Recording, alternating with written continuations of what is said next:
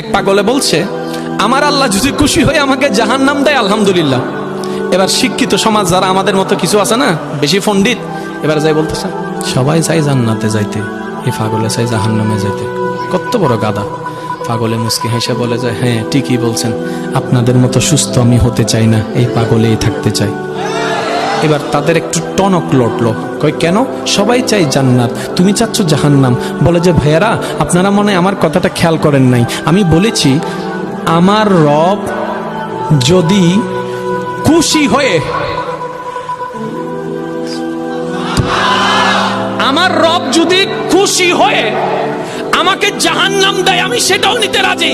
বলে যে এখনো বুঝলাম না। পাগল বলে জ্ঞান দিয়ে রবের বিষয় বোঝা যায় না, দিল দিয়ে বুঝতে হয়। আরে শুনো, রব যখন খুশি হয়ে যাবে জাহান্নামটা জান্নাত হয়ে যাবে, রব যখন নারাজ হয়ে যাবে জান্নাতটা জাহান্নাম হয়ে যাবে।